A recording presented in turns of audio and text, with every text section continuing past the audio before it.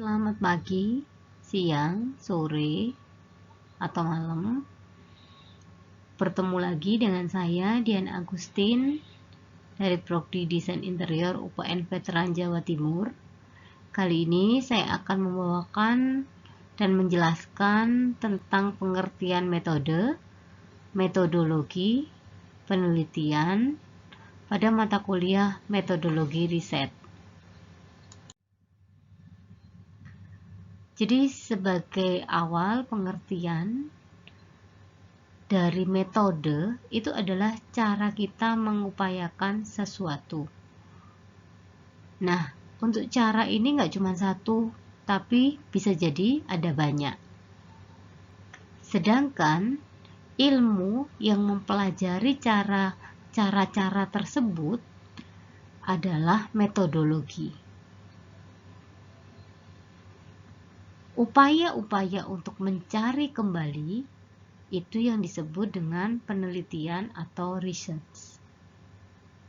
Jadi, metode penelitian adalah upaya kita untuk melihat kembali sesuatu yang bisa jadi sudah pernah kita lihat dan umum di masyarakat. Tetapi kemudian kita amati kembali untuk menemukan insight, temuan, atau makna.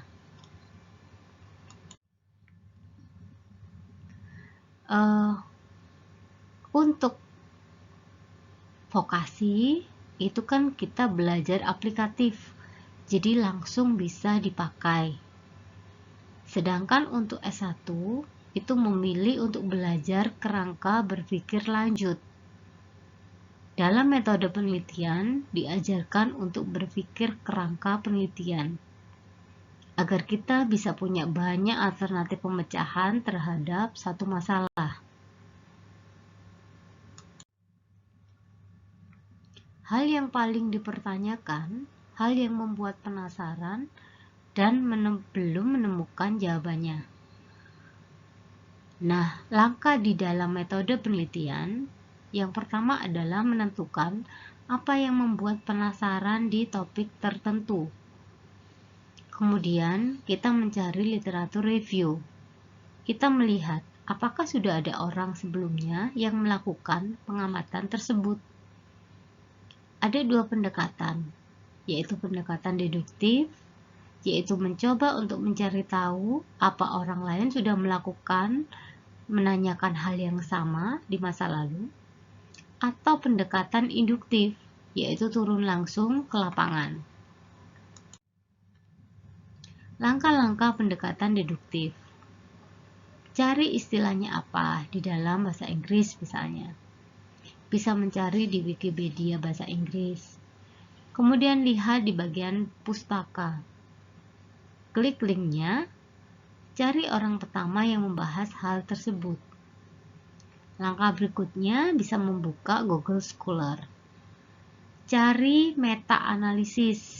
Jadi, meta-analisis adalah artikel yang mencoba mengumpulkan artikel sebelumnya terhadap topik tertentu.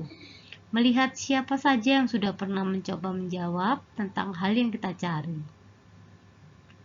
Kalau langkah pendekatan induktif itu langsung turun ke lapangan, wawancara, dan menanyakan pengalaman langsung. Bagaimana cara mencari masalah? Jadi, kita harus bertanya dulu kenapa harus meneliti hal tersebut. Jawabannya bukan karena saya penasaran dan tertarik, tapi supaya orang lain tahu apa urgensi dari penelitian ini. Untuk research problem deduktif, itu kita pertama mencari fakta-fakta terdahulu dengan meta-analisis atau systematic review. Akan ada tabel mana yang positif dan negatif, kemudian mencari celah apa yang belum diteliti atau gap penelitian.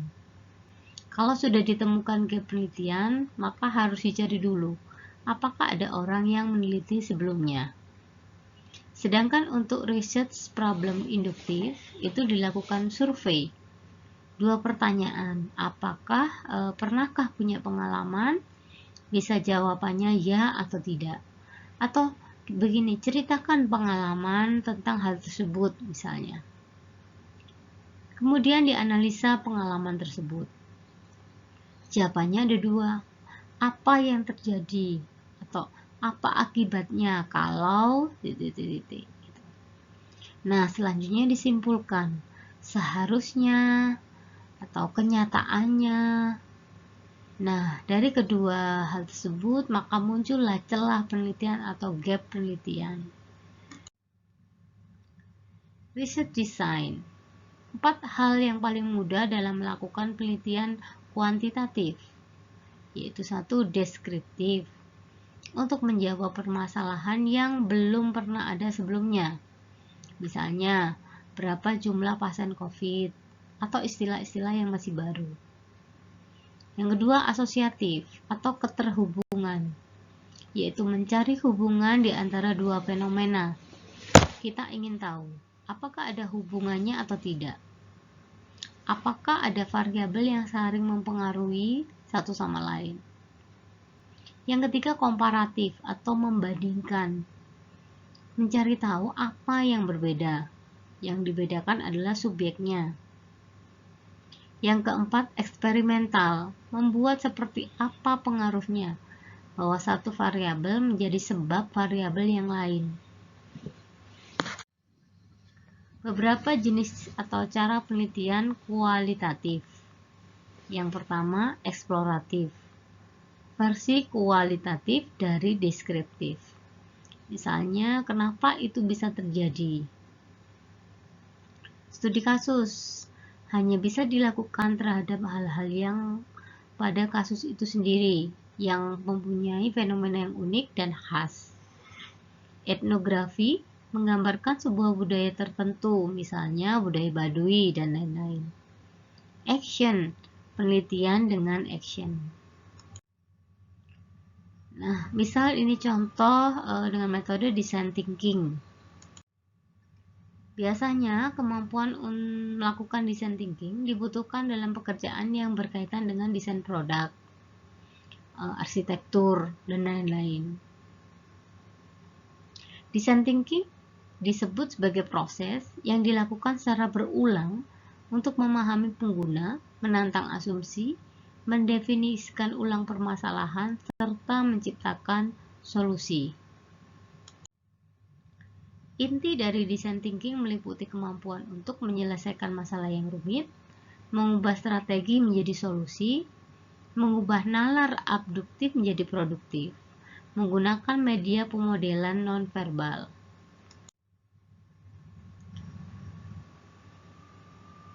Menurut John Arnold,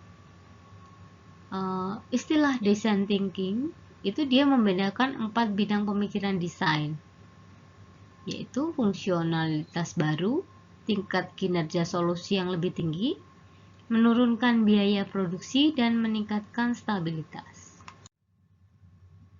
Meski memiliki banyak arti, ada 4 karakteristik yang akan selalu kamu temui dalam design thinking, yaitu 1. Berbasis solusi, 2. Hands-on, 3. Highly kreatif, dan 4. dilakukan secara berulang. Proses dalam design thinking. Design thinking perlu dilakukan secara sistematis. Tahapannya, yang pertama adalah empathize. Empathize dalam design thinking adalah tahap paling awal yang krusial. Di dalam tahap ini, kita harus menaruh empati untuk mengenal pengguna dan memahami keinginan, kebutuhan, dan tujuan mereka. Yang kedua adalah define. Define adalah mengumpulkan data. Yang ketiga adalah ideate, yaitu bermodalkan keluhan pengguna. Langkah selanjutnya adalah menyusun ide-ide kreatif. Yang keempat, membuat prototype. Jadi setelah ide kreatif ditemukan, hal selanjutnya adalah membuat prototype.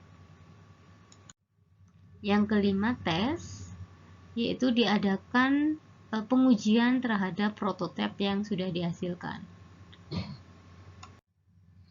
Terima kasih dan selamat meneliti.